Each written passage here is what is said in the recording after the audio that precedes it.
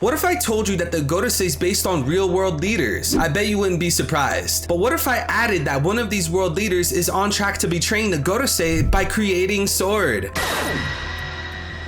There's been clues riddled throughout the story of One Piece, and I bet you didn't realize that NL's survival game is foreshadowing how Imu chose the members of the Gorosei. The level of genius that goes into this proves that Oda is not human. The world leaders inspiring the Gorosei brought freedom to their people, but they're also really controversial at the same time. Except one of them. One of these guys have no controversy surrounding their name. I want to play a game.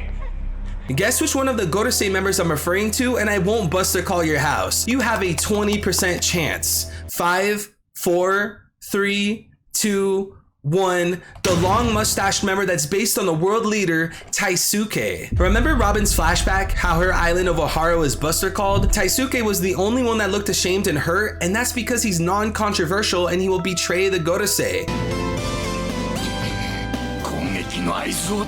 This theory is beyond mind-blowing, and I'm shaking just even talking about it. Like, this theory gets really deep. You don't even have the half of it. Matter of fact, you don't even know the 10th of it. A lot of you guys think you're subscribed to the channel, but you're not. Scroll down, make sure you're subscribed, and hit the like button while you're at it. Before we jump into the theory, major shout out to Joe 3 Skull Theories, Marshall D Preach, and Prince of All Anime. I worked with these guys in order to make today's mega theory, so they definitely deserve credit for their theories and research. Link to all 3 of these guys are in the description. This theory video has a load of information, so I had to break it down into 4 separate chapters: survival game, inspirations, betrayal, and Imu-sama. Stick around all the way until the end because I promise you it's going to make sense and it's all going to wrap up together beautifully. You are never going to look at the Gorosei and the world government the same. Chapter 1, survival game.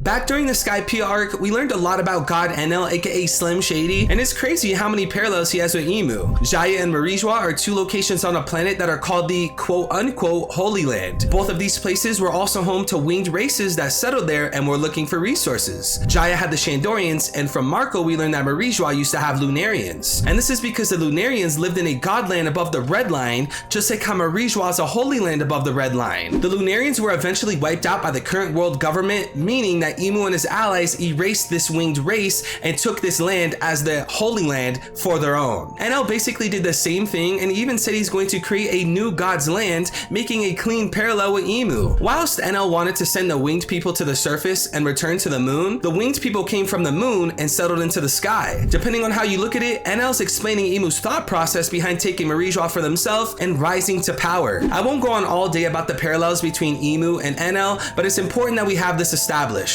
Furthermore, in the Skypiea arc, God Enel hosted a battle royale survival game that took place in Upper Yard. He wanted people to fight to the death so he could take the 5 winners with him to Fairy Verth, aka the moon. Little did Enel know, Luffy wasn't actually dead, so Luffy was basically a secret member to the winners list. So the 5 people that won ended up being Luffy, Zoro, Robin, Wiper, and Gonfall. Seeing that Imu's a clean parallel to Enel, it's highly likely that Imu had his own survival game during the Void Century, and the 5 winners became Gorosei members. The 5 people that won Enel's game didn't go to God's new land, but the 5 Gorosei members who won Imu's game did go to God's new land. This is a gorgeous and beautiful chess move since Oda foreshadowed all of this back in Skypiea. A god went to a location, kicked out the winged race that lived there, hosted a 5-winner survival game for those winners to join him. That wraps up chapter 1, survival game. Let's move forward. Chapter 2, inspirations. Now, it's always been a popular belief that the Gorosei members are based on real political figures that had a lot of power. These real-world leaders improved freedom to their people, but they were also surrounded by controversy. Today, we're going to be taking this a step further, but in order to do that, we're going to quickly break down who's based on who. The first Gorosei member is based on a man from Germany named Karl Marx. Karl Marx founded communism, but he was openly racist. Time and time again, we see racism in One Piece, one example being against fishmen. The second Gorosei member is based on a man from Russia named Gorbachev. Gorbachev brought democracy to his people, but he was in power during the Chernobyl crisis. This connects to how the Gorosei are in harmonic power, meanwhile the rest of the world is suffering. The third Gorosei member is based on a man from India named Gandhi. Gandhi brought India their independence, but he was a known drug abuser. This connects to how the Gorosei wanted the energy steroid pills from Fishman Island. The fourth Gorosei member is based on a man from America named Abraham Lincoln. Abraham Lincoln abolished slavery, but he let it continue under the 13th Amendment. This one's obvious. All throughout the One Piece world, we see Japanese slavery. The fifth and final Gorosei member is based on a man from Japan named Itagaki Taisuke. Taisuke was the founder of Japan's first political party, the Liberal Party. He was also a lord of the Tosa domain, meaning one of the daimyo under the shogun. All 5 of these Gorosei members look strikingly similar to the real-life counterpart, and their controversies explain the world government's beliefs. That concludes Chapter 2, Inspirations. Let's continue. Chapter 3,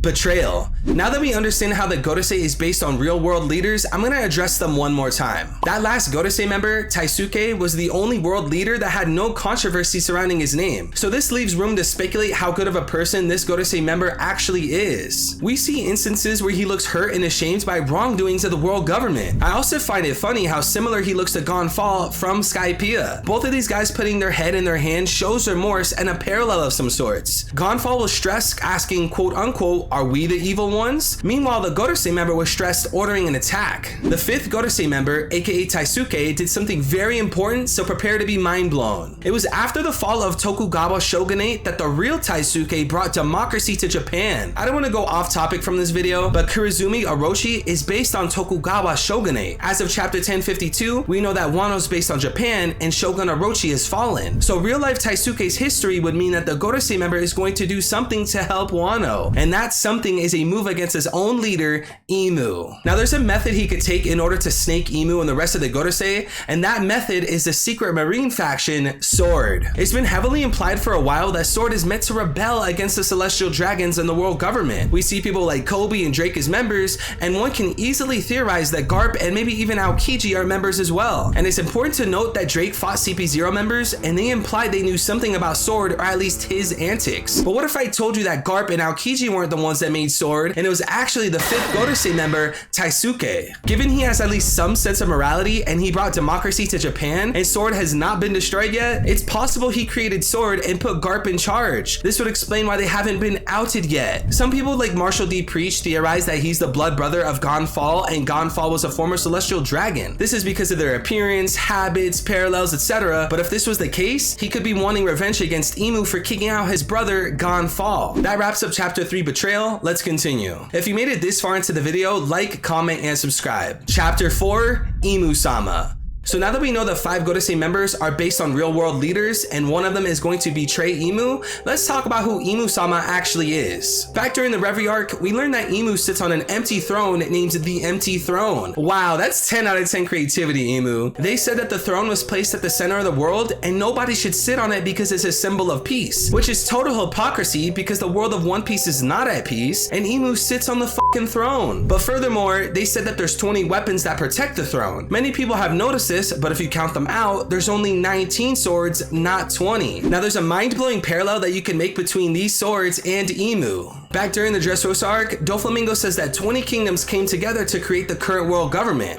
20の国の20人の王が世界の中心に集い、一つの巨大な組織を作り上げた。 But during the Reverie arc, the Gorosei points out that the Nefertari bloodline was the only one who chose not to move to Marijua. In other words, people think there's 20 swords guarding the throne to symbolize the 20 kings that moved to Marijua. But we know that's not true because there's only 19 swords and 19 bloodlines. So this begs the question, where is that missing sword symbolizing the Nefertari bloodline? It's simple, Imu has been carrying it this whole time. The Gorosei thinks the Nefertari bloodline is filled with traitors since they didn't move to Marijua. But since Imu is carrying the sword symbolizing the Nefertaris, this opens up the possibility that Imu's own people didn't want to move to Marijua with them. In other words, Imu's most likely a Nefertari that hates their own bloodline. A battle against someone like Luffy who learns Imu hates their own bloodline is going to make for one of the best fights in the story. We can also connect this to how Imu stared at Vivi's poster for such a long time. Like Imu basically paused and it seemed like they were in deep thought about Vivi. This eventually caused Imu to bring Vivi's poster to the Gorosei, where they were then asked which light shall be extinguished. Is Imu really out here trying to extinguish their own bloodline? We have to wonder why Imu didn't do this sooner, but I'm sure Oda has some kind of answer for that. Now in terms of who Imu's based on, I'm thinking the answer is Queen Nefertiti. Now right off the bat, you can hear the resemblance between Queen Nefertiti and One Piece's Nefertari. Both of these families come from Egypt and both of these families are connected to a sun god. Nika's most likely the Nefertari sun god, while Aton is the Nefertiti sun god. That's an insanely likely possibility ability, but I have even more parallels between Nefertiti and Nefertari. Nefertiti was a teenage queen, so maybe the Eternal Life operation paused her aging. Nefertiti and her husband built a new city, similar to how Imu stole and rebuilt Marijwa, and Nefertiti might have been from a royal heritage just like Cobra and Viviar. Either way, there's a huge likelihood that Imu-sama is a Nefertari member that's based on Queen Nefertiti. Too long didn't watch, this is how the theory goes. One Piece has 5 world government members based on real world leaders. All but one of these leaders were surrounded by controversy relevant to the story of One Piece. The outlier Gorosei member is going to betray Imu by creating Sword. These 5 real world leaders follow another real world leader from Egypt named Queen Nefertiti. The single missing sword from the empty throne is carried by Imu since she was the original queen of Alabasta. Her bloodline refused to follow her, so therefore the Gorosei considers her descendants as traitors. Thank you so much for watching. Like, comment, and subscribe. Check out the Zoro video to my side.